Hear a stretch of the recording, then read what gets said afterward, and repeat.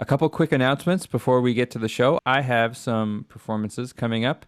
A couple in the Austin area and a couple in the Los Angeles area, actually. On Thursday, September 30th at 4 p.m., I am going to be playing a solo 1-hour performance with banjo, electronics, guitar, some singing, some computer at the Friends and Allies Brewing Company in Austin, Texas. And then in October and November, I have a few shows with my band Sap and Claw Elixir. We will be playing on October 24th at Universal Bar and Grill in North Hollywood. We're playing 2 sets, one at 6:30 and one at 7:30. Then on Monday, November 1st, we will be playing in Long Beach, California at Vine. And on Tuesday, November 2nd, we will be playing in West Hollywood at Bar Lubitsch. And also, stay tuned for a special live stream performance we have coming out September 26th. Hello. Today's guest is a friend of mine named Anna Savery, who is a violinist, composer, and music technologist. The two of us met back in 2014 when we were both working on our MFAs in Integrated Composition, Improvisation, and Technology at the University of California, Irvine.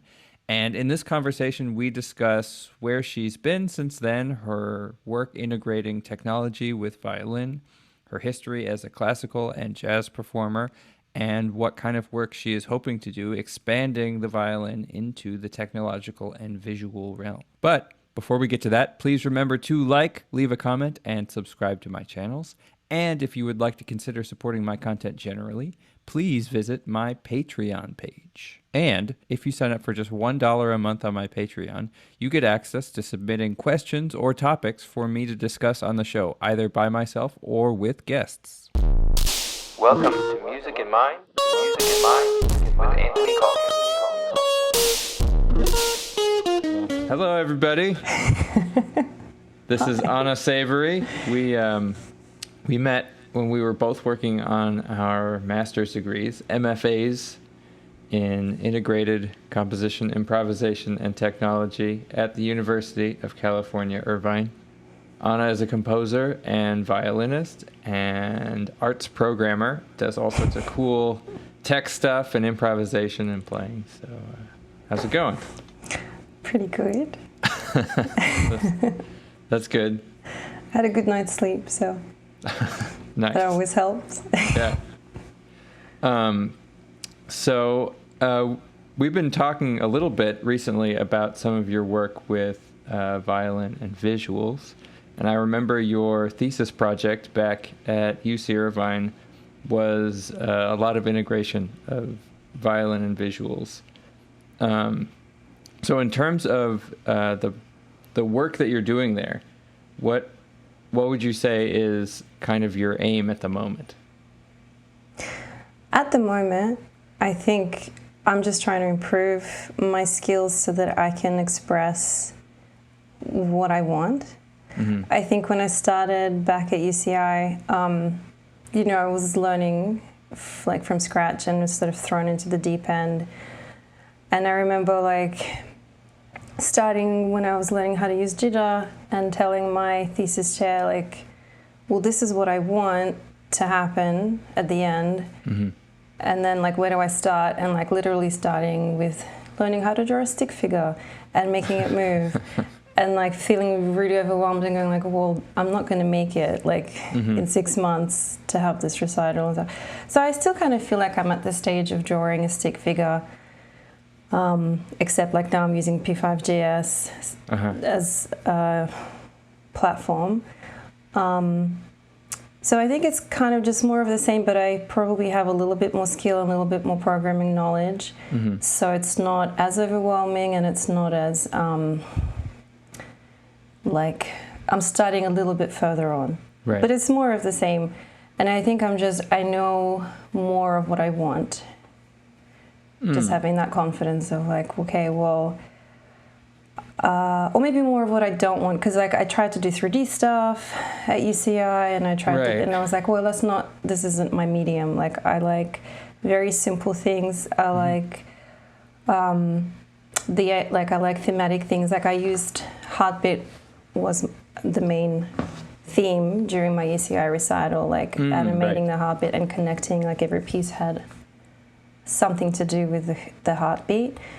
And I think I really like that idea. Like, so I spent a lot of time trying to draw a heart in P5 days, which is actually kind of difficult because you have to use like Bezier curves. Oh, wow. And a little bit like, there's a bit of math involved. And then I try to like animate a bird flying, which is also like using, there's just a little bit of maths and a little bit of trying to figure out like what you're actually trying to do. But I like those kinds of animations where it's like really simple and the idea is simple, but it can be so expressive when combined with music, with the right music, with improvisation. So I'm not trying to be like a visual artist in terms of, I'm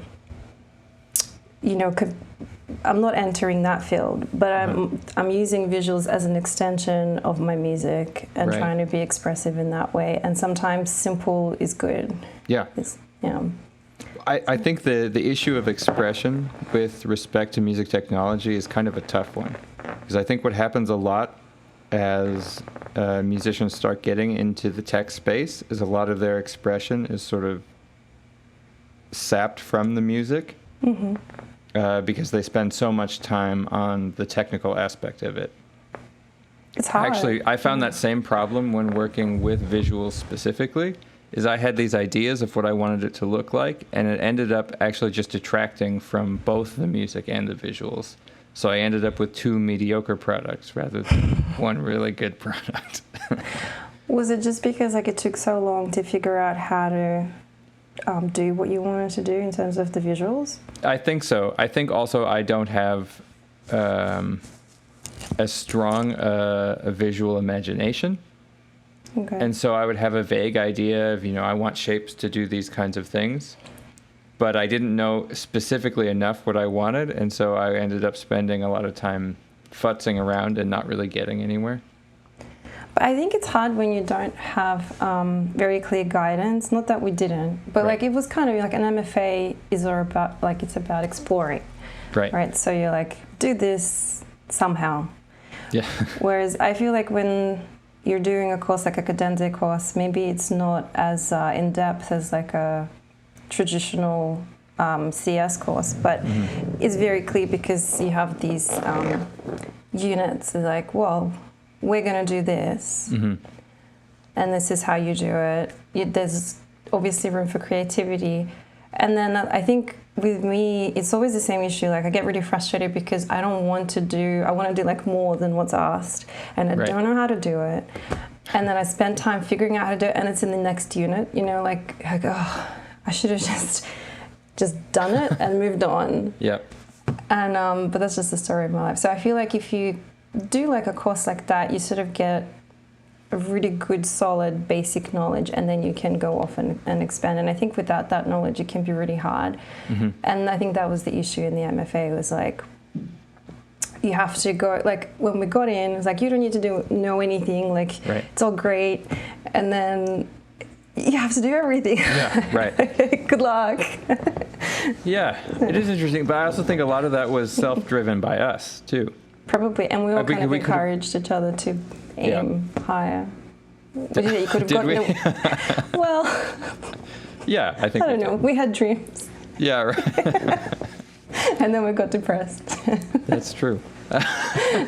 What a trajectory we went through. It's like the Flight of the Conchords. It's a story about two whatever that started at the bottom, and they worked really hard and they ended up at the bottom. I often thought about that during the MFA. Yeah. Well, I remember I said to Chris Dobrian, who was my thesis advisor, that I thought that all the music I'd written was kind of bad. What did he say? He said, that's great. That's perfect. That's kind of what you want. Okay. Why? Because it means that you're using the time to experiment, and you're not focusing on how good the music is. You're focusing on the experiment itself.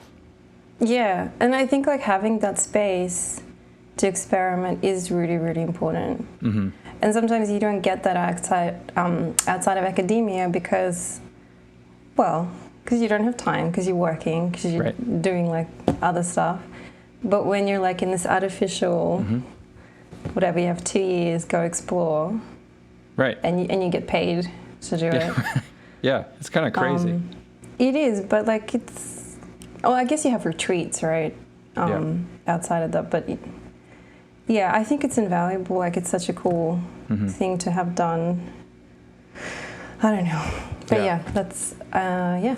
Well, I feel like you have both sides of it really, really strongly, because you've also worked in gigging in commercial spaces with music as well as the academic world. So do you feel like you have a strong relationship to both of them still? I think it sounds arrogant to say, like, yeah, I feel like the professional stuff is still there, having not done it for a while. But now that I'm applying to do a PhD, and I have had to contact my like old bosses and say, hey, I need your help. It has actually been really humbling to get the response from them and be like, yeah, we do remember you, and yeah, like we're willing to write these letters of support. So maybe if I was going to pursue a career, like go back to that world, maybe it would still be there. I don't know. It is very, it's kind of tricky, especially like the work that I did back in Sydney, which was a lot of like film and TV. Some of that really requires you to be like young and attractive, right. And yes, you have to play, but you also, you get put further back, like away from the screen, which is fine too. Whatever, you get paid the same amount. Yeah, but then like the music theatre world, when I left Sydney, I had just started doing like the professional work, right. And it took a really long time, to get there, because there's so many violinists, there's so many amazing violinists, and having lessons with the right people and networking. And then I left, and then I saw my friends getting that same work, and so I feel like if I was going to pursue that again, it would be hard. Like, even though I know those people, but like, I've been away for 8 years. Right. So I don't know. I guess on one hand, there is that relationship because I've done it and I know what it feels like to play at that level. But it would be a lot of work to try and get back into the books. And also the contractors have changed, and, it's a really fast paced, like the rules are probably all different. Yeah. But the academia world, again, like I had a break, but I feel like I'm really drawn to it. That space of the creative space where you're surrounded by that energy, like the cohort, and seeing your professors, like what they do, having the guests come in, and it's kind of like time sort of stands still because you don't have to worry about like the funding's there, right? Ideally, so you're just there to create. And there's something really amazing about that. You don't have to worry about the next contract, the next gig, the next whatever. Right. So, yeah. I feel like they're both very energetic spaces in different ways. Yeah. Because I feel like having to worry about the next contract pushes musicians to be very good, but in very particular ways. It's definitely a skill. Right. And then the energy of a collaborative space that's really supportive in terms of funding, and then hopefully also in terms of the social aspect, pushes you to sort of be your best self in terms of creativity or something like that. Yeah, and seeing, well, I guess it's the same in both worlds, right? Where you see, like, if you're in a really good orchestral section, like if everybody plays really well, it pushes you. And then if you have a really good cohort, like everybody is working really hard, it pushes you. Even if you're like the worst, it's still like it's still really good, like because you're aiming higher, right? Yeah. I think it can be good to be. Well, it can be good for you to be near the bottom of a group of really good musicians, because that'll help you get better.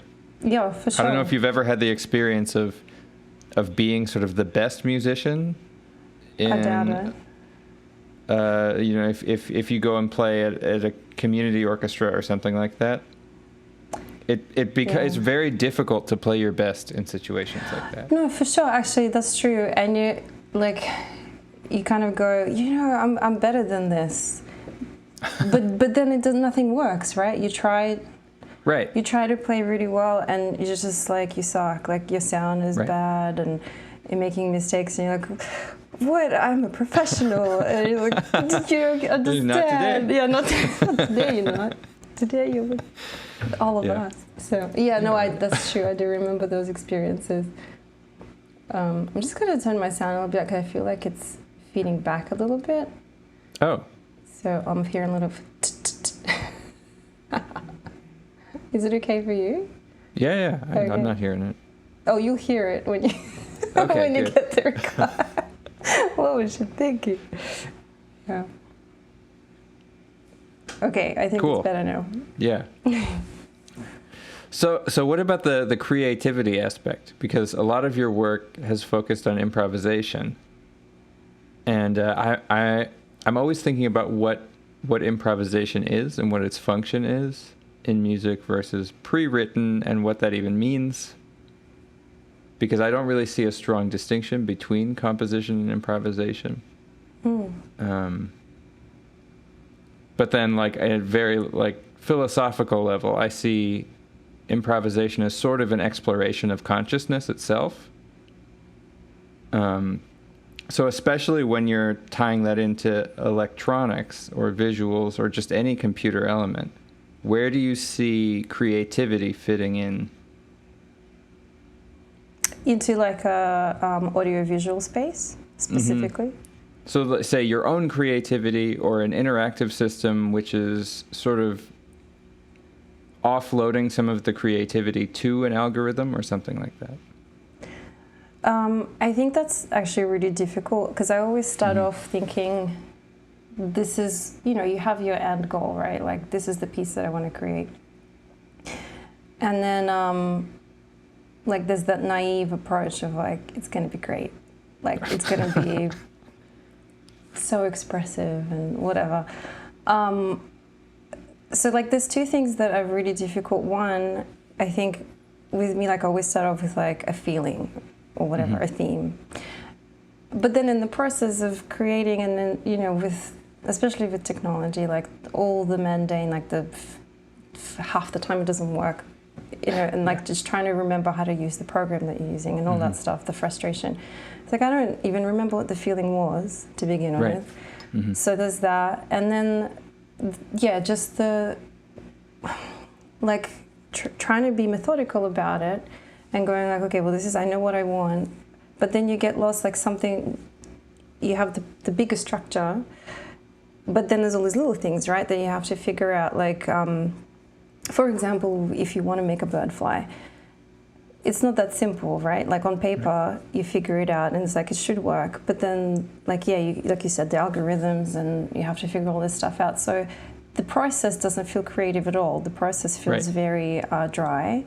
Yep. But I think where I feel like it is creative is when you kind of get halfway done and you see a little bit of what could be. And then also getting feedback, if I show it to someone. I try to share things with family. I share things with you a lot. And just getting feedback and encouragement, I feel oh it's kind of there, it's a little baby, it's fragile. And then if you get a chance to perform your work somewhere, and getting that feedback or collaborating with other people, then it's I think that's where the creativity really flourishes. Even if it's bad feedback, whatever, if somebody hates it, doesn't matter. At least having the complete work and building a portfolio of works. When I look back, I'm trying to build my website and just looking back at things oh yeah, I did that, that was really cool. It was not that the work was cool, but it's cool that I did that. Yeah. The work was probably cool. Well, it's hard when it's your, you see everything that didn't happen. Right. So that makes it hard. I feel this is really feeding back. Maybe when I pulled on it. I don't hear any feedback. I hear an echo. An echo? Yeah. Do you have monitoring on? Monitoring? In Logic? Do you have the input monitor on? The I? If you turn that off, you maybe won't hear it. Oh. Okay. Okay. No, it's okay. I Okay. can deal with it. It's fine. Sorry. I just don't want to like ruin your podcast. No. Well, I can't hear it. So Okay, that's cool. we'll see. Yeah. Okay. And if the logic doesn't work, the Zoom You've is got always your a backup. Zoom. Okay, Yeah, that's fine. This isn't my equipment. No, it's alright. Yeah. Okay. Yeah. Where were we?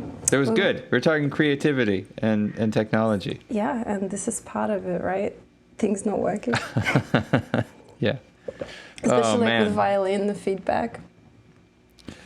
Like when you first try to use a pickup and an amp, and like the constant like the amp placement is never in the right spot. Like you can't hear yourself, or you feedback, or like and people are like you're too loud. Like what? How is that even possible?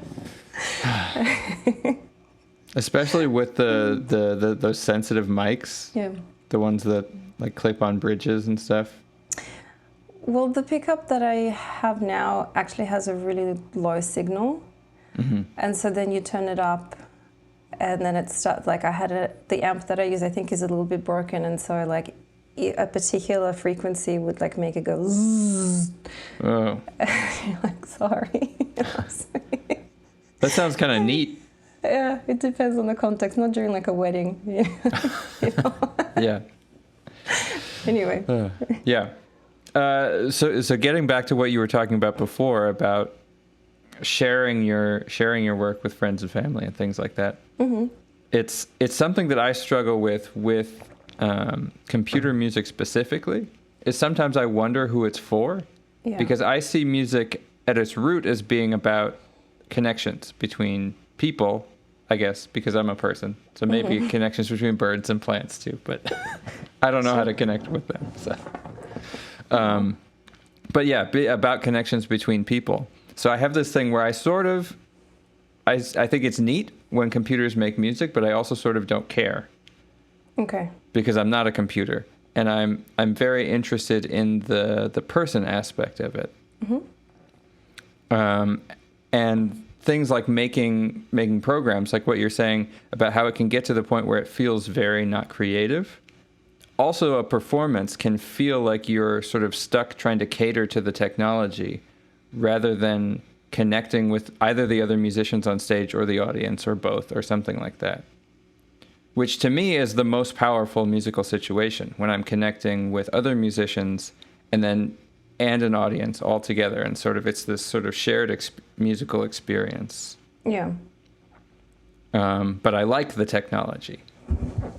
And so it's how do you get it to not sap or suck the connection aspect out of it? How do you bring the technology into the connection?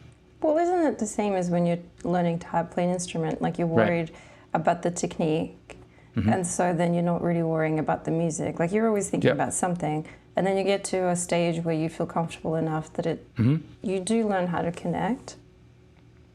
And I feel like that's the space where I start getting bored, and then I need to find something else. And I think with technology, you do worry so much like about it working, about like the physicality of it, like if you're using a foot pedal, like pressing that at the right time, or like if you're using a laptop or whatever. Just I think that the pressure of things working really takes away from the creativity. But I think you have to just accept that that's the reality of it. And the audiences that come to listen to an experimental electronic concert have probably been to one before, or if they haven't, that's the reality of it. And I think like if you take the pressure off yourself, that you've tested enough, that you think it should work, then you probably, the more you do it, the easier it gets. But yeah, I think you can't be naive about it. Things might go wrong. That's a reality. So you do have to take that into account. It has to be part of the creative process, right? You have to test. And that's where you share with family and friends, and get feedback. And that's the initial stage. Yeah. But yeah, I think it's like that with anything. The more you do it, the more comfortable you get, the more experience you get, the more it becomes about connecting rather than worrying about this thing that you're doing. Right. That you think is cool, but no one else might care about. Or maybe it's the other way around. I don't know. Like you might think it's not anything special, but somebody might really connect with it.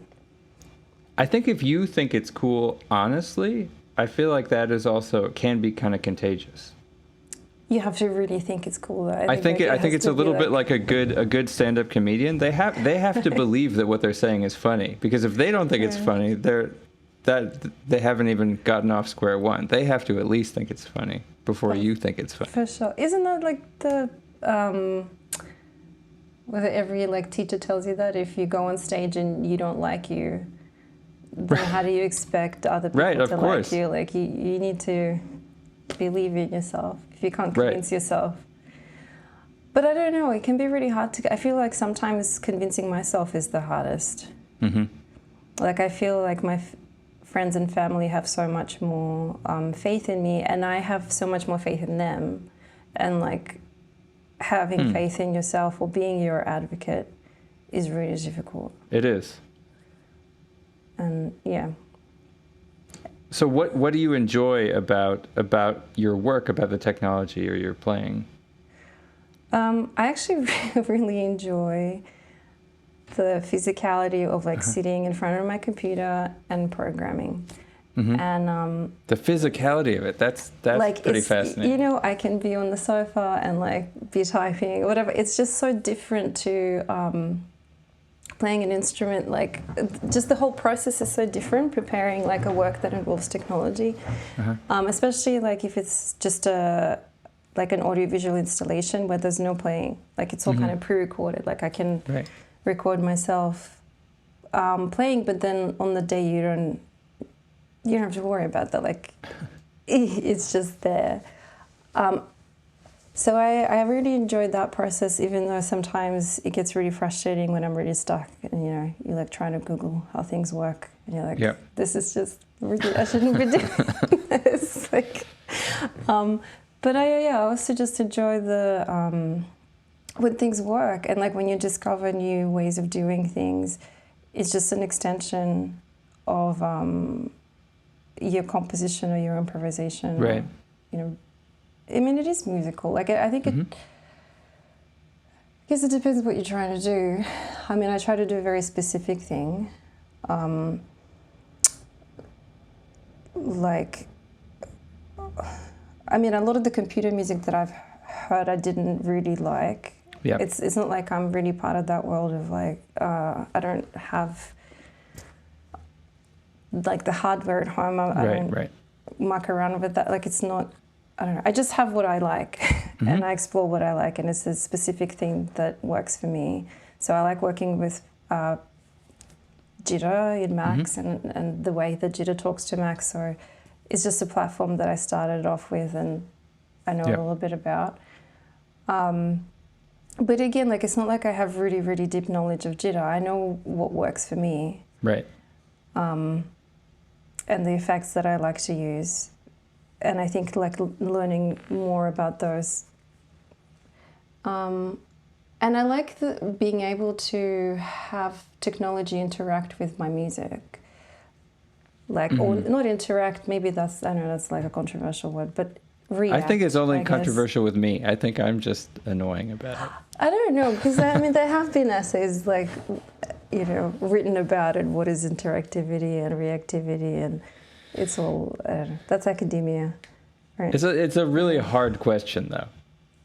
Well, it's not really interacting, is it? Because it doesn't have a conscience. So it's reacting in a way that you've programmed it to react to a specific thing that you're doing. Yeah, yeah. And it gives the illusion of interactivity. Yeah. But who cares? Who cares? Well, what's interesting, though, is how you talk about using Jitter and not being so interested in all these little bits of hardware and things like that. It seems like what you're aiming for is some kind of extension of your own creativity. Oh, for sure.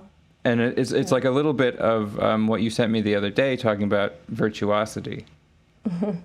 I think it's an interesting idea because there's also a little bit of controversy about it as an idea in academia. Virtuosity or? I think so. Well, because you sort of have the punk mentality that's anti-virtuosity. And that virtuosity is sort of this elitist ideal or something like that. And academia isn't? It definitely is, but but as an idea, the anti-virtuosity sort of movement exists, I think. And I think it's also not with computer music and electronic music, not that it is specifically anti-virtuosity, but I think there's a tendency to keep making new, neat things without developing any virtuosic tendencies or techniques on how to use the old things. And so you just keep coming up with new ideas without ever having really reckoned with or grappled with what the purpose of the old ideas even was. I think that's a real problem. Yeah. And I think you see that in like the NIME conferences, not to, Right. I mean, they're great. Like, people, I know. No, I agree. But I think you do need to spend time with what you create to develop it and to learn how to use it. I mean, it's the same as learning an instrument. Right. It's your instrument that you... I mean, it doesn't have to be a NIME, but like even a technology that you're working with, like if it's a patch, I guess it's that, like my thesis chair used to always ask me, why are you doing this? Yeah. Like, what? He's like, what do you want to do? I'm like, I want to do this. And he's like, why? Like, well, because I think it's cool. I guess it brings me joy. But then like it doesn't work, or like it works very little and it's just a fraction of what you wanted. Right. But that's like, I mean, I guess when you're doing a thesis, you only have a little bit of time. But I feel like if you want it to be good, right, you have to keep working on it and you have to develop it. And if you keep doing tiny little things here and there, like, oh, I'm going to build an interface, I'm going to build this, I'm going to do that, and like none of it is going to be really that interesting to you or to other people. Right. Well, I guess you haven't invested enough of your own, you don't have enough emotional buy-in. But like you have been playing violin since you were a little kid, right? And so you have a lifetime of emotional buy-in to the instrument. So you have a relationship to it and playing it. And so it's interesting, the exploration of trying to expand that, through jitter or whatever, it feels very creative and imaginative to take something that you have a lifetime of a relationship with and see how far you can push that relationship. Yeah, I think for me it's, what are the career options? Like, I love working, like that was really fun. But you're still doing other people's things, like whether it's music theater, whether you're a soloist, right. Like you're playing, I mean, you can commission people to write works for you, but it's still like that idea of being a side man or like just being an interpreter of someone else's works, which can be fun. But I think I wanted to be more than that. Like, I remember like gigging and thinking, oh, it's cool that like I'm playing with this person, but then I'm like, but I want to be that person. Like, I want to be at the center of that, and I want people to play like my stuff.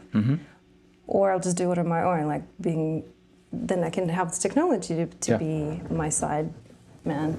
And I think with violin, like I've had a really complicated relationship with it. There's been a lot of ups and downs, but yeah, like I do feel like it's an extension to me. There's been like pain and suffering and joy, and it's all like I've been with this particular this instrument for a very long time.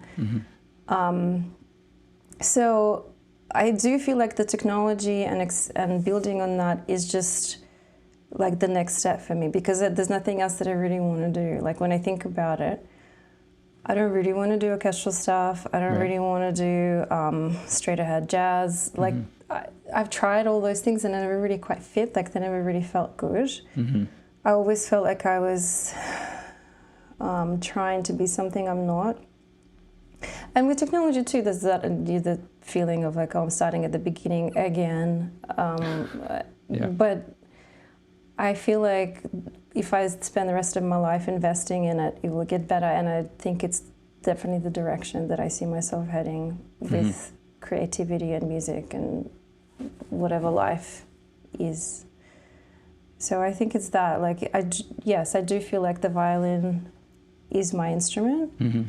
I had doubt, like there was definitely doubts where wasn't even sure if I wanted to do music anymore. I was like, maybe I should just do a computer science degree and see where that's like, just, I don't know. It was just, things weren't working. But then when I come back to it now, I think just having that feeling of like, well, I'm not a student anymore, so I don't really care like what people say. I don't have to have validation. I've played it for long enough that I know how to play it. Right. And it's about just like, how do I want to sound? And I know how to do it. I just, obviously there's practice involved, but also like having taught violin for so many years, like what would I say if somebody was having this problem? I'm like, I know how to fix this. But there's still that little child in me going, oh, but you need a teacher, or like, you need to, what if somebody, da, da, da. I'm like, no, it's just, life's too short. You just need to go for it. And I think I've reached a point where I just don't care. Right. And I want to do my thing. And, that's great. It's like, what else is there to do, I think it's tough with violin. I think guitar and violin have the histories of those instruments change even the relationship to pedagogy, because there's such a history in guitar of guitar players who don't know how to read music, don't know how to do anything. And so half of my conversations with students are arguing with them about the benefits of having any idea what they're doing. Right. And they just want to play the 3 chords that they could. Right, and they don't want to know what the chords are. They don't want to hear it. Sure. And like the belief that learning about what they're doing is going to sort of ruin what they're doing or something. Oh, they want to keep it natural. Right. Quote. Kind of like vocal students. Yeah, right. Yes.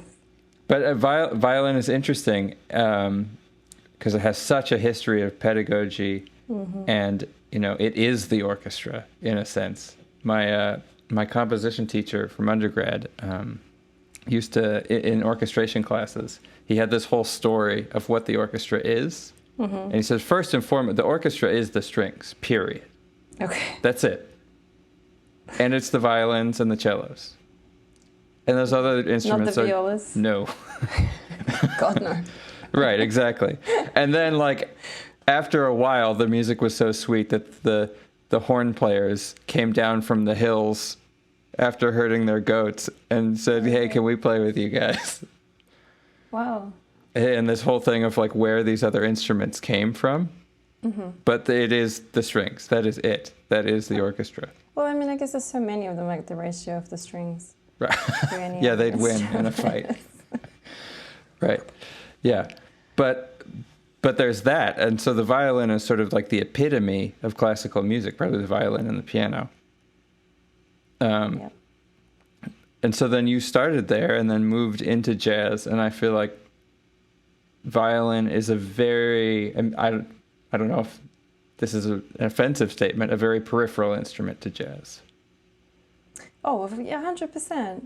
And you have to play like a specific way if you want to fit in, right? Because then you have to know the history of jazz violin. And again, that never really interested me. Like they were, I would listen to jazz violin and I'd be like, I just don't like this. Yeah. Like I don't like the way, like why do you have to play like that? I mean, obviously there's the gypsy jazz tradition, right? And then like the people I would play with, like the jazz violinist, not all of them, but a lot of them would be like, listen, this is how it's played. Like, don't try to be Coltrane. Okay. Like, whatever, you can try, but you'll fail. Like, this is how you play jazz violin, and these are the licks. And it was like, it's just that same approach. Like, look, there's this school of playing. Right. And this is how you do it. And it's just like, oh, man, like, that's not how I feel, and I can't even do it that well. And so I felt like I went from suffering in classical music to suffering in jazz music. It was just like, and then I thought, well, that's just what it is. You have to, you can't enjoy yourself. That's crazy to think of a statement in jazz saying don't try. Because to me, jazz is try. Like, no, try, but try to do that thing specifically. Yeah, but I feel like with Coltrane specifically, the story is that he's like reaching to higher heights and all this, and it's like no. Well, the ceiling is already there, so that's ridiculous. It's been done. But then, like, I listened to Violin. Like, I mean, Jean-Luc Ponty was always really supportive, and I really like his playing. I feel like he, even from the young age, like his album that he released when he was 16, it was so different. His sound was really different. It was unique to him. But again, he was super virtuosic. Like, he knew how to play the instrument. That was never a question. And I think from the classical background, it's always like, oh, jazz violin. Like, it's just, if you can't play classical music, like, you go into the modern stuff. Right. Whereas I feel like with violinists like him, or like the other cultures, like Indian violinists, like they're so virtuosic. I mean, it's crazy. Like, they can get around their instrument so well. So I think that really attracted me, like listening to violinists who were really virtuosic and had their own style. It wasn't the Stefan Grappelli, right? Whatever. No, I mean, he's a great violinist too. It's just that his music doesn't speak to me. Right. It's interesting because I feel like you're really good at that kind of music. Like the gypsy jazz? Yeah.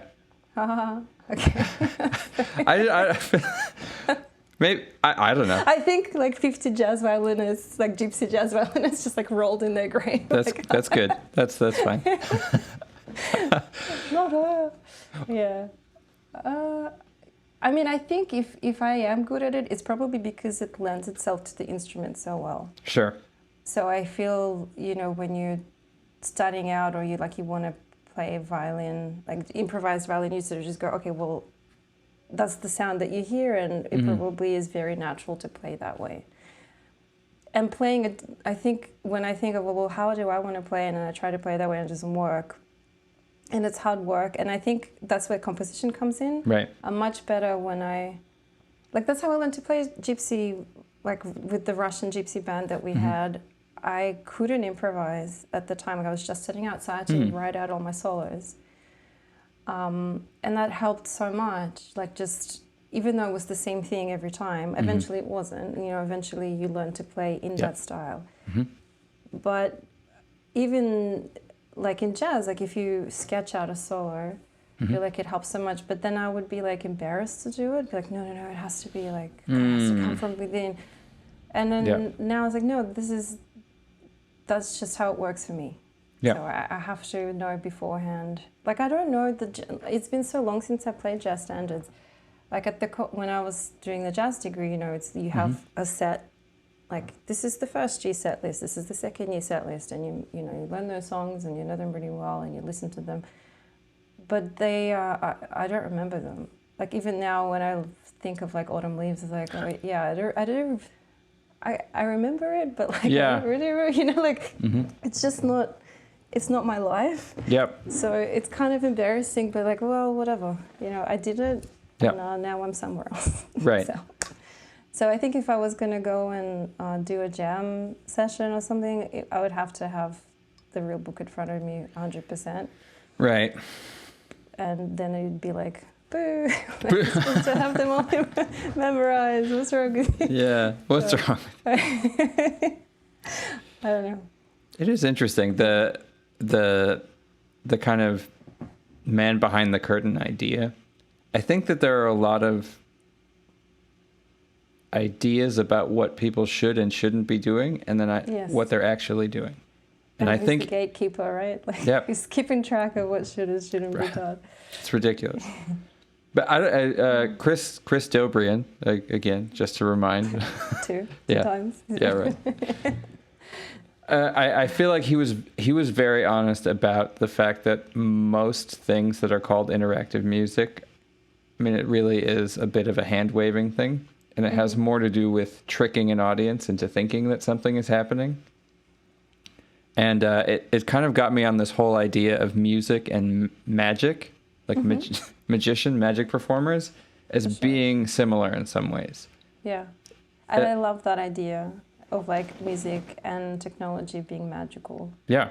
Well, and I think be the experience. No, you go.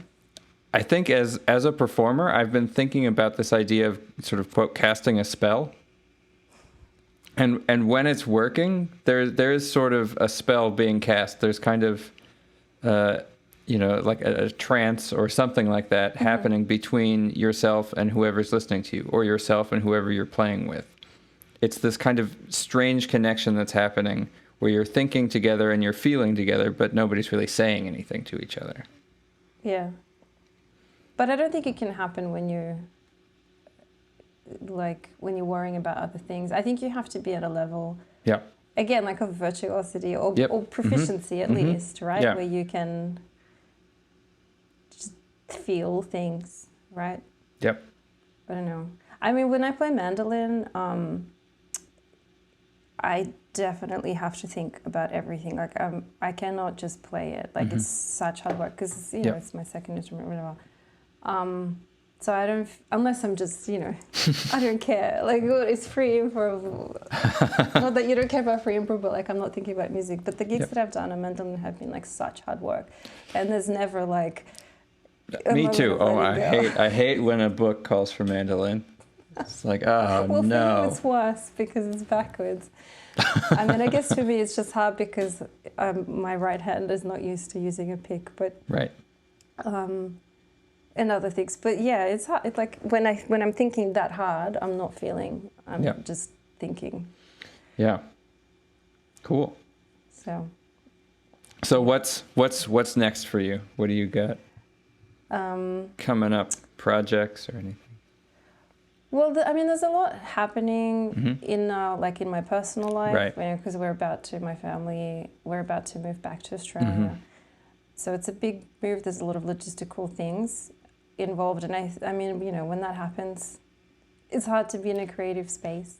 Right. I've also been putting an application together for a PhD program in Sydney, and that's been really good in terms of like it's stressful, and on one hand it's not creative because you're writing like this, I'm not writing music, I'm writing an application, but on the other hand, it's actually been really good because it made me think about what I want to do and come up. Like the way the Australian program works is you have to put in a proposal for a project that you want to come out of the program with. So you put a timeline in and you say, I'm going to do this and this and this, and this is going to be the final project. So you have to have an idea of what you want to do before you start the degree.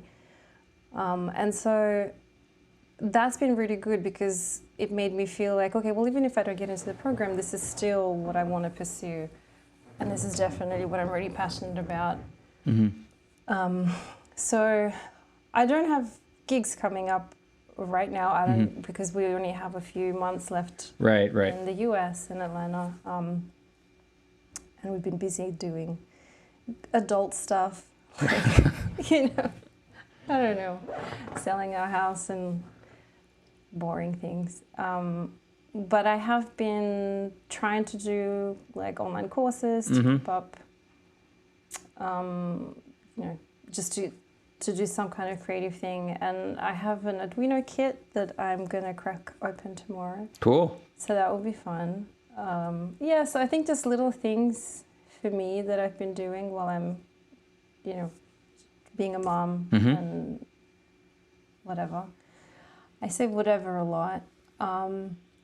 So I think when we move back, it will be clearer what I want to do with whether I get into the degree or not. And also being just on the home turf. Right. Will make things easier. I feel like the last few years have been a little bit limbo-y. Yep. Probably for many reasons. Yeah, that one big reason. Right. So I can't really be like, look at that camera, this is what I have happening. There's nothing on the calendar other than just trying to be creative, in my own time, and making sure that when the kids are at school, I'm doing things that are like fulfilling, and maybe when we move, I can look into festivals and conferences and things and look forward. But I feel like the next few months are a little bit like just... Well, an international move is crazy. It's a lot. It was much easier 8 years ago because I think because Richard, my husband, because he was going into the program. Right. So we knew what was happening. Like right now we're kind of like nothing's definite. And I think that makes it hard because you start something and then you're like, well, what am I doing with this? Yep. Yeah. But I think having things in the air makes it a little bit tricky. Yep. But then you sort of have to make the best of it anyway. Mm-hmm. I think not being tied to academia makes it also tricky because you can do these one-off things. You get into a conference or a festival or a paper, but they feel sort of like these islands that aren't really connected through something cohesive in the same way as, I'm working towards a PhD and here's a paper and here's a paper and it all coalesces into this one thing.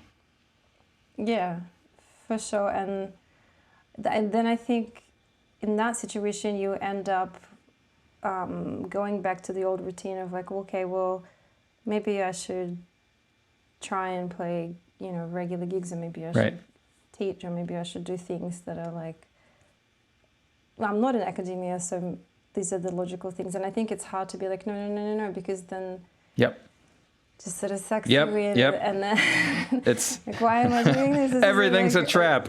Yeah. You only get one shot at life. So, I think it's important to really focus on what you love. Yep. If you can, I think I'm lucky in terms of having a really good support system that allows me to do that. That's great. Cool. Yeah. Do you want to play something? Yeah. So I'm going to take my headphones off. Okay. Yeah, I'm going to go and grab my banjo. All right. Should try something? Yeah. All right.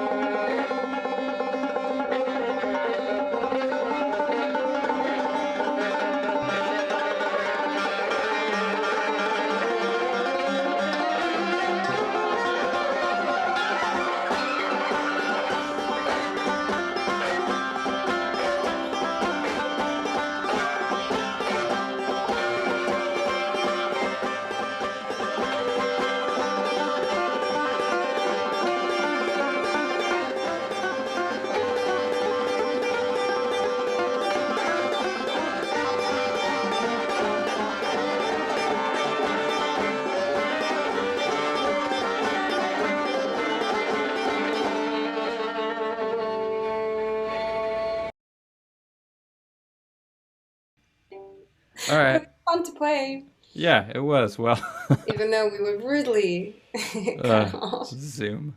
Anyway. Anyway, well, thanks for coming on today. Thanks for having me. Where should people go to find your stuff?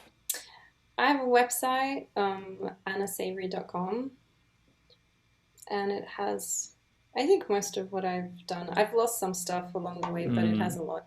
Okay, cool. And Well, I'm going to try and keep posting things. sweet. Well, I'll link to that, and do you have a YouTube or anything else, or it's mostly just the website you want The people website to? has all the YouTube stuff on it. Cool. All right. Well, I'll link to. Thanks, Anna, for talking with me today.